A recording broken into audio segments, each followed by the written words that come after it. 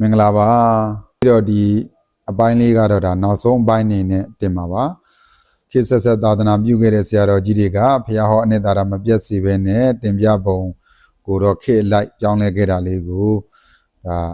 ပြီးတော့ကသုံးသက်ပြခြင်းဖြစ်ပါတယ်နော်အဲ့တော့တပည့်တော်တို့လွတ်လပ်ရေးပြီးတဲ့ဒီဘက်ခေတ်ကြတော့အပြောင်းလဲကအရန်ဖြစ်သွားပြီသတင်းအချက်လက်တွေအစားစီစဉ်မှုကမြန်ဆန်သွားပြီနော်ဟိုဘက်ခေတ်တွေတုန်းကဆိုလို့ရှိရင်သတင်းစီစဉ်မှုဆိုတာကတနေရာနဲ့တနေရာသတင်းရောက်ဖို့ဆိုရင်လဲနဲ့တည်လာတဲ့သတင်းလေနဲ့တည်လာတဲ့သတင်းစသည်အဖြစ်မြင်းနဲ့တည်လာတဲ့သတင်းဒီလိုမျိုးတွေပေါ့နော်အဲ့တော့သတင်းစီစဉ်မှုဟာနှေးတယ်ဒီဘက်ကျတော့ရေဒီယိုခစ်တွေဖြစ်လာတယ်ရေဒီယိုခစ်တွေဖြစ်လာတဲ့အတွက်ကြောင့်သတင်းစီစဉ်မှုမြန်တယ်သတင်းစီစဉ်မှုမြန်တာနဲ့အလျောက်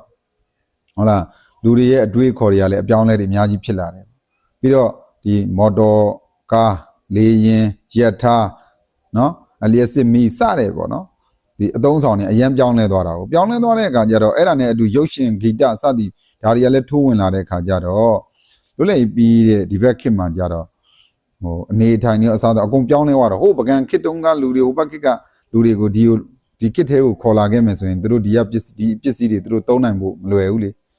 တို့အတွက်အစိမ့်သက်တွေဖြစ်သွားမှာပေါ့နော်ယနေ့ခေတ်တပြီးတော့အသက်45နှစ်ကိုရောက်တဲ့ကာလကြတော့တပည့်တော်တို့အသက်10နှစ်ကာလတုန်းက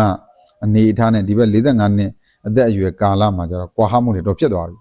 ပည့်တော်10နှစ်အရွယ်တုန်းကလူကြီးတွေအခုတည်းရှိတယ်ပေါ့ဗျာအဲ့ဒီလူကြီးတွေကသူတို့ကိုတရားဟောတဲ့အခါကျရင်သူတို့ကဟိုးရှိကလေဒီဆရာတော်ကြီးတို့စတဲ့ဟောတဲ့ပုံစံမျိုးတွေနော်အဲ့ဒါမျိုးတွေကိုသူတို့ပို့သဘောကျကြမယ်လူငယ်တွေကဒီဘက်မှာကျတော့သူကတပည့်တော်တို့ရေဒီယိုခစ်နဲ့မတူတော့ဒီဘက်မှာကျတော့သူကအင်တာနက်ခစ်ဖြစ်သွားပြီအင်တာနက်ဆိုရှယ်မီဒီယာဆိုတော့သူတို့ဒီထဲမှာသူတို့လေ့လာစရာတွေအများကြီးဖြစ်နေပြီတပည့်တော်တို့မဟောတရားတွေတပည့်တော်တို့ဟိုတော့ဆိုဘ ഹു တုတဘုန်းကြီးကြီးရတယ်ဆိုပေမဲ့ဘုန်းကြီးကြီးရမှာစာအုပ်တွေကရမှာအခုကမဟုတ်သူတို့ကိုယ်တိုင်ဒီ Google တွေခောက်ပြီးတော့ဘ ഹു တုတကရနေအဲ့တော့တပည့်တော်တို့တွေကအဲ့ဒီလူငယ်တွေကိုပြစ်ထားမှလားသူတို့ပြစ်ထားပြီးတော့ဟိုးကြံရှိနေသေးတော့အသက်80 80သက်60 80 80အရွယ်ကြီးတွေရှိနေသေးတယ်သူတို့ကတော့ကိုယ်တက်မြောက်ထားတဲ့ဟောတတ်ပြောတဲ့ပုံစံမျိုးနဲ့အဆင်ပြေတော့သူတို့ကိုပဲဟောပြီးပြောပြီးတော့ဒီခစ်ကလေးတွေကြောမတည့်ဘူးဆိုပြီးပြစ်ထားခဲ့မှာလားမြတ်စွာဘုရားကဥပါယကောသလဉာဏနော်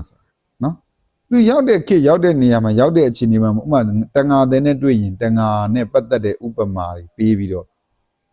သူဟောတာလေအဲ့တော့မြတ်စွာဘုရားတန်ဃာနဲ့ပတ်သက်တဲ့ဒီဘ ഹു တုတတွေကိုရှိထားဖို့လိုတယ်ဟိုတော့ကတော့နွားကြောင်သားတို့လယ်သမားတို့တန်ဃာတဲ့တို့စစ်သူကြီးတို့အဲ့လိုကို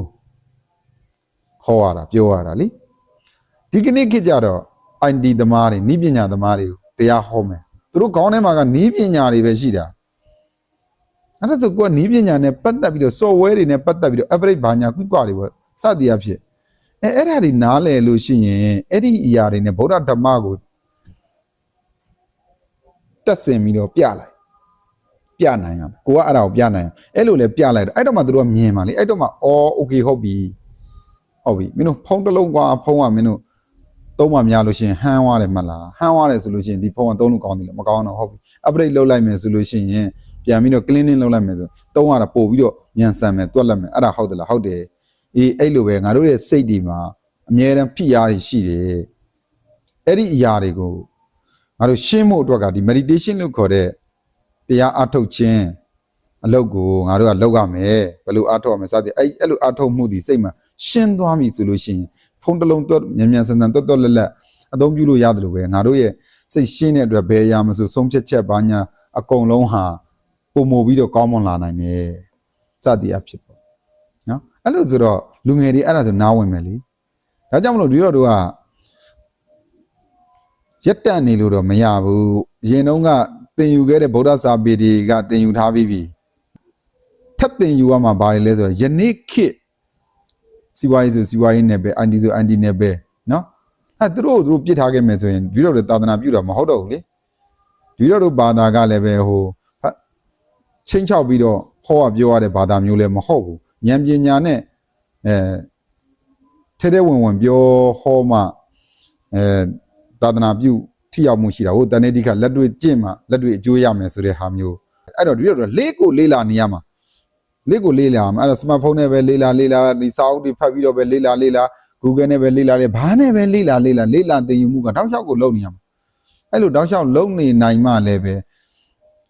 ဒီသူတို့သာသနာပြုနိုင်မှာအဲ့တော့ဒါကကြတော့အခုလိုပြောရတာဒီဆရာကြီးလောက်တာမဟုတ်ပါဘူးเนาะဆရာတော်တွေအများကြီးအဲ့လိုလေးလာပြီးတော့ပြန်လည်ပြီးတော့ပို့ချမှုတွေသာသနာပြုနေတဲ့ဆရာတော်တွေအများကြီးရှိပါတယ်เนาะအဲ့တော့အဲ့လိုဆရာတော်တွေကအများကြီးပါဒါပေမဲ့တချို့ဆရာတော်တွေကကြတော့ဒါပြောလာလို့ဒီနေ့ခေတ်ဘုန်းကြီးတွေတရားဟောတဲ့ပုံစံကဖះဟောပုံစံမဟုတ်ဘူးဘာညာပြောလာလို့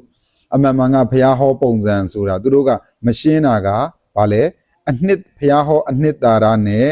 တင်ပြပုံနဲ့မရှင်းဘူး content နဲ့ presentation ကိုမရှင်းဘူးရောပြီးပြောတာเนาะ